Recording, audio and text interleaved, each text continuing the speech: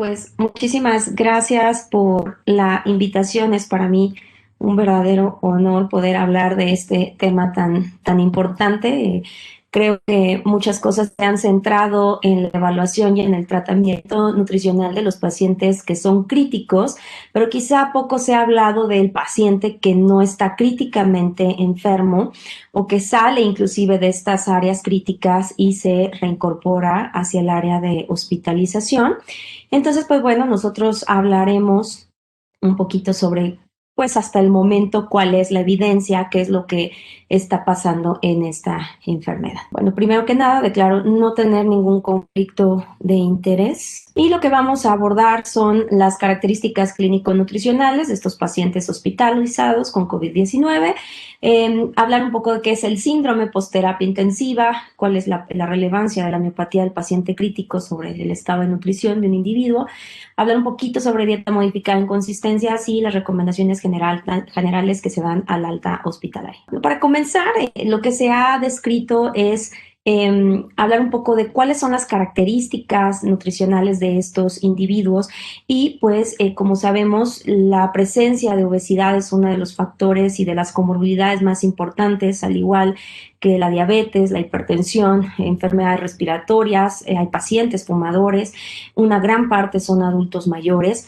Y pues bueno, la relevancia de esto radica en que si tenemos estas comorbilidades, pues no podemos olvidarnos de ellas. Es decir, tenemos a una enfermedad infecciosa que está jugando un papel ahí importante en combinación o en sinergia con estas enfermedades y por ende el tratamiento nutricional también tiene que enfocarse acorde a las recomendaciones que usualmente tendría un paciente con estas comorbilidades.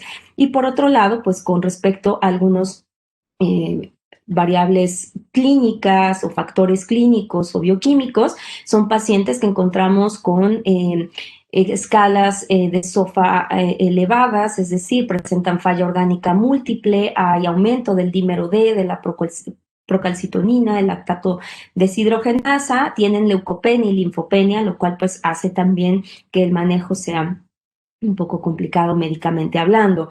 Bueno, derivado justamente de todas estas características, es relevante insistir en que todos los pacientes que ingresen al área, tanto hospitalaria como al área crítica, deben tamizarse, debe de hacerse una evaluación de riesgo nutricional. Las guías proponen que se siga utilizando NRS y el Nutric Score en el dado caso que el paciente esté en terapia intensiva.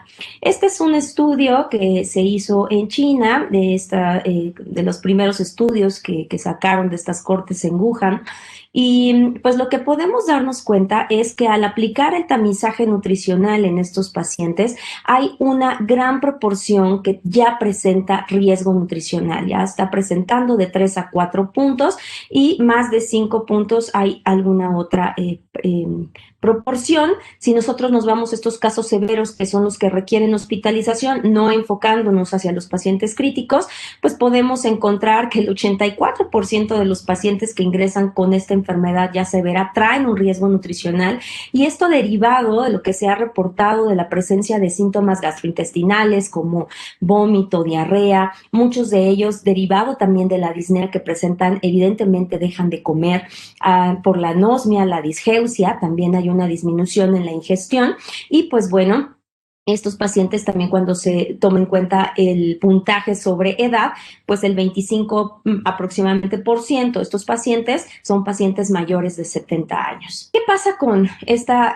desnutrición o este riesgo? Pues exactamente como hay adultos mayores, en este estudio, en esta corte que se hizo en Wuhan, específicamente hablando de adultos mayores de 65 años, se encontró que el 27.5% se encontraban en riesgo de desnutrición y que el 52.7% de estos se encontraban con desnutrición. O sea, de estos 27, la mitad ya tenían desnutrición, no solo presentaban el riesgo. Esto involucra que hay una incidencia de 19 veces más que aquellos pacientes que no tienen que no son adultos mayores. Y esto tiene mucho que ver no solo por la edad o por las comorbilidades, sino pues también derivado de la respuesta inflamatoria que se da en esta infección. Estos pacientes se encontraron con concentraciones bajas de albúmina, circunferencias de pantorrilla disminuidas, recordando que esta circunferencia de pantorrilla es un indicador de la reserva de masa magra, y también una disminución en el índice de masa corporal. Como les decía, pues asociado un poco a la presencia de estos síntomas gastrointestinales, pues había disminución en la digestión y diarrea. Y si nosotros también volteamos a ver todos esos factores o esas variables que impactan en el desarrollo de desnutrición de un adulto mayor, pues va a ser todavía mucho más importante. Hay que señalar aquí que existe algo que se ha descrito en los últimos años, es este síndrome de inflamación, inmunosupresión y catabolismo persistente en los pacientes de terapia intensiva. Entonces, ¿esto por qué es relevante? Porque obviamente muchos de nuestros pacientes que tenemos en el hospital, que ya no están críticos, vienen de la terapia intensiva. Entonces, este síndrome descrito de inflamación persistente, pues nos puede dar como resultado dos vías, ¿no? O hay una resolución y hay una rápida recuperación en el paciente, o bien puede desarrollar una falla orgánica múltiple, o bien esta parte de la inflamación persistente que puede llevarlo inclusive a una inmunosupresión progresiva, una inflamación persistente. También se ha hablado de este síndrome post-terapia intensiva, que es un síndrome que, a pesar de instaurar el apoyo nutricional, existe una gran pérdida de masa muscular, así como una disminución en la funcionalidad. Entonces, esto tiene como efecto secundario una disminución en la cicatrización de heridas, en la recuperación de las infecciones, pero sobre todo en nuevas o en la aparición de nuevas infecciones nosocomiales. Hay fallas en la rehabilitación y puede haber una reincidencia en la sepsis del individuo. Entonces, este síndrome posterapia intensiva justamente tiene que ver con los días de estancia que haya estado el paciente en la terapia intensiva, y que cuando nosotros lo recibimos en el piso, pues tenemos que pensar en que muy probablemente se esté presentando este síndrome. Y pues bueno, derivado que los pacientes que están con COVID-19 tienen días de estancia hospitalaria en terapia intensiva pues prolongados, muy probablemente la mayoría de ellos estén desarrollando este síndrome. Entonces, este síndrome se caracteriza principalmente por discapacidad en tres esferas: una discapacidad física, cognitiva y mental. La discapacidad física tiene que ver con debilidad neuromuscular. Se está describiendo que esta se está presentando en el 25% de los pacientes que salen de la terapia intensiva. También una discapacidad cognitiva que tiene que ver con el pensamiento y el juicio. El 25% de los pacientes posterapia están presentando delirium, y también del 2 al 6% puede presentar depresión y ansiedad después de una estancia en terapia intensiva prolongada. Todas estas tres esferas, sin duda alguna, van a impactar notablemente el estado nutricional de un individuo, ¿no? Nos va a afectar tanto en la parte muscular, porque obviamente ahí se involucran ciertos músculos, por ejemplo, los de la deglución, ¿no? Los de la masticación, pero también el hecho de que el paciente esté presentando delirium va a hacer que no vaya a comer. Y lo que sí estamos teniendo en los hospitales en este momento es que todos los pacientes que están subiendo de terapia intensiva, precisamente por todo el tiempo de estancia, las benzodiazepinas que tuvieron en terapia intensiva, hacen que no estén ubicados, que estén presentando este delirium, y estos pacientes pueden terminar prolongando su alimentación enteral que venían de terapia intensiva, o muchos de ellos tenemos que migrar hacia la parte de nutrición parenteral porque el delirium es hiperactivo y terminan arrancándose las ondas y siendo muy complejo el paso de la alimentación enteral. Entonces, pues aquí se tienen que manejar diferentes estrategias.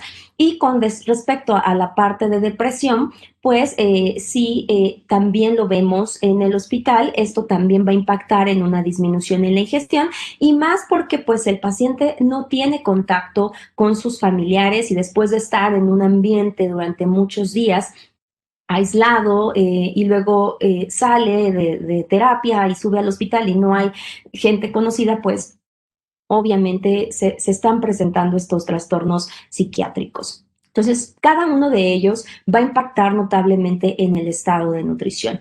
Y pues bueno, con respecto a esta discapacidad neuromuscular, se va a presentar la miopatía del paciente crítico. Esta miopatía pues va a afectar los desenlaces tanto a corto como largo plazo.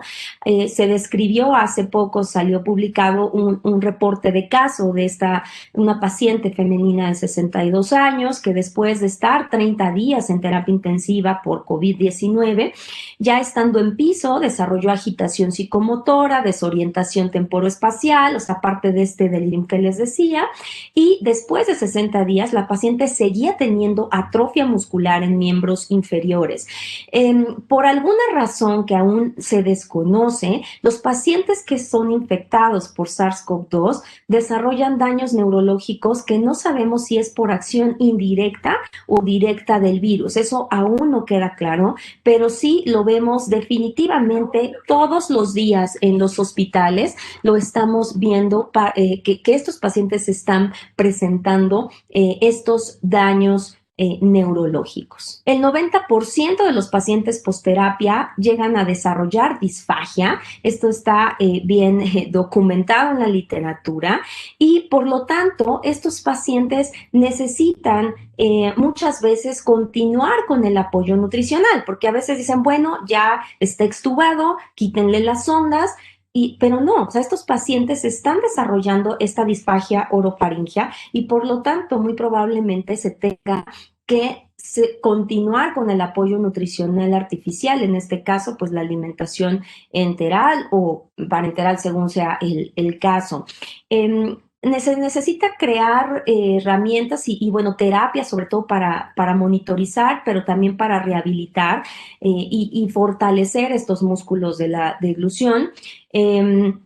Como les decía, continuar con el apoyo nutricional artificial si está sobre todo desnutrido y si cubre menos del 65% también de sus requerimientos vía oral. Ahora, un problema que estamos teniendo en los hospitales pues es este monitoreo o esta valoración.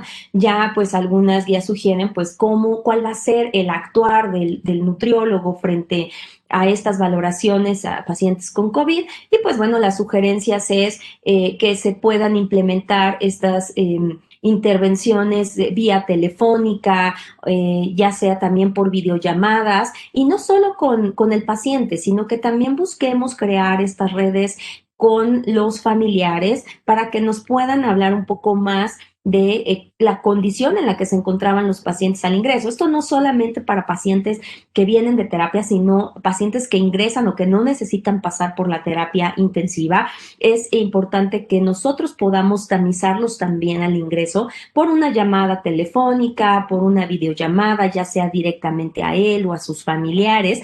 Y claro, con mayor importancia si un paciente sube de la terapia intensiva al hospital, al área de piso, pues poder valorarlo si en la medida posible directamente, siempre y cuando pues se tenga el equipo de protección personal para hacer la exploración necesarias. Parte de lo que se le puede decir al paciente es para evaluar esta parte de los músculos de la deglución, es que haga estos movimientos. Es inflar los cachetes, es que lleve los labios hacia el frente, que levante las cejas y también pedimos que abra la boca y trate de, pues como quien dice, de abrirlo como si se tratara de comer estos tres dedos de nuestra mano. Esto nos va a hablar de la fuerza que existe en los músculos masticatorios y de esta manera podemos nosotros saber si el paciente va a estar va a tener una alimentación o una probabilidad de alimentarse adecuadamente. Entonces, esto se puede hacer inclusive por videollamadas, si es que lo podamos hacer. Esto, pues bueno, a lo mejor que él a lo mejor no tiene la mano directamente, pero podemos pedirle que abra lo más que pueda la boca, ¿no? Esto también lo podemos hacer a distancia. cuestión de la deglución, también ya está escrito el que debemos de implementar este cuestionario que es el IT-10.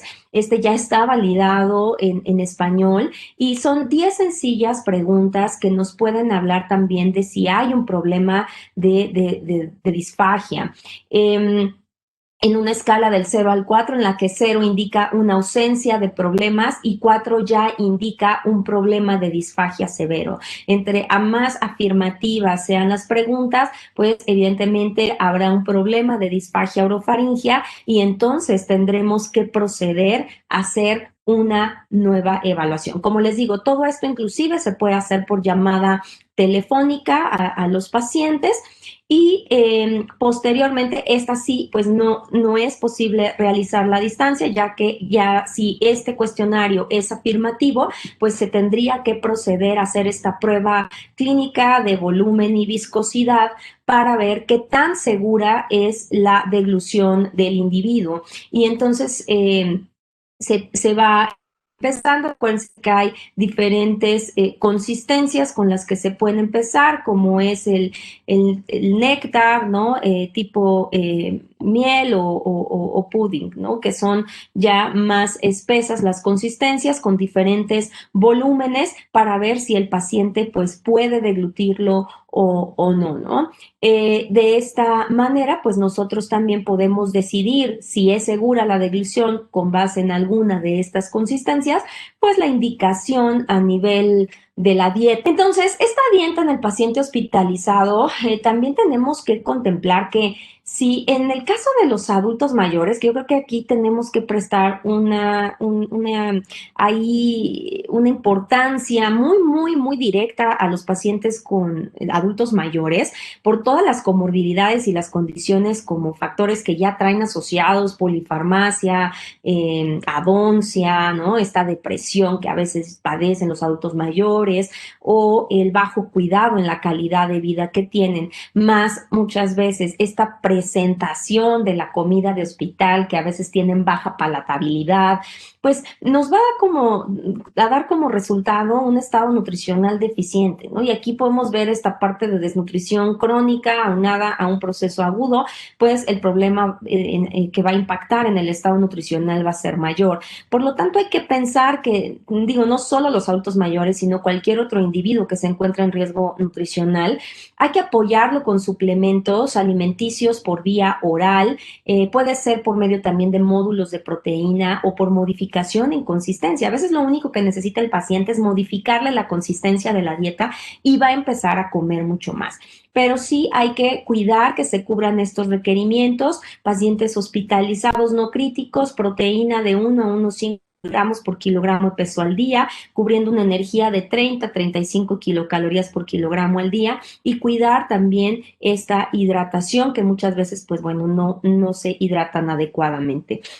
Muchas cosas de las que se pueden hacer también es que, sobre todo cuando hay papillas en los adultos mayores o en los individuos que no pueden tragar adecuadamente o que por la prueba de volumen viscosidad se le está mandando papillas, estas papillas se pueden suplementar con módulos de proteína para poder alcanzar pues la meta a la que queremos llegar en cuanto a sus requerimientos.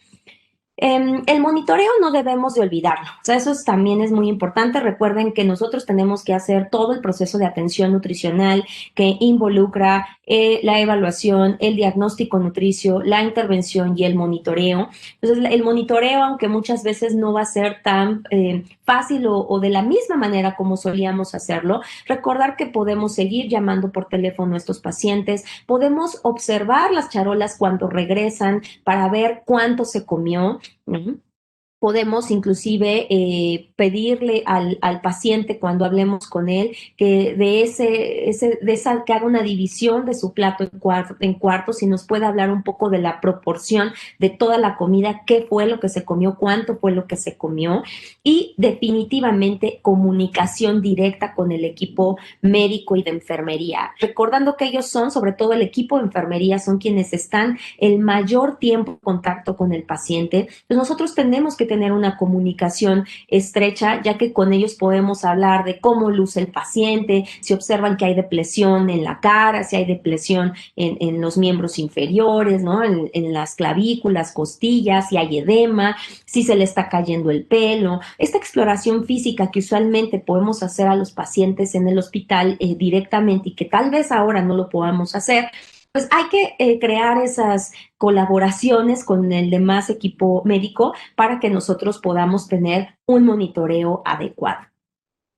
En cuanto a las recomendaciones al alta, pues bueno, ya hay algunas cosas por ahí descritas. La Canadian Malnutrition Task Force habla en su página sobre, de hecho da algunas, aquí les dejo algunas guías, ¿no? De algunas páginas donde se pueden tener acceso a algunas recomendaciones sobre qué pasa en post-terapia intensiva, qué pasa cuando el paciente está hospitalizado y pues han creado algunas infografías muy lindas. Estas pues estas sí están en inglés, pero bueno, creo que se pueden tropicalizar o crear materiales para que se den al alta a los pacientes. Para que ellos tengan una guía sobre qué hacer. También la Asociación Americana de Nutrición Enteral y Parenteral ha sacado en su página algunas infografías, inclusive están en español, que pueden ayudar a estos pacientes que se van a casa, ¿no? O que están en casa con COVID-19 y que básicamente pues habla de una dieta hiperenergética, alta en proteína y sobre todo hidratarse y comer frecuentemente porque muchas veces ellos pierden este apetito. Entonces, estos puntos de recomendaciones al alta se basan en que el paciente trate de dormir adecuadamente, que tenga una dieta alta en proteínas, que tenga una dieta alta también en cereales integrales, que sea una dieta saludable, que coma pequeños tiempos de comida pero frecuentes para que logre alcanzar su requerimiento, que se mantenga bien hidratado y que de ser necesario se usen suplementos alimenticios, pueden ser módulos de proteína como vimos,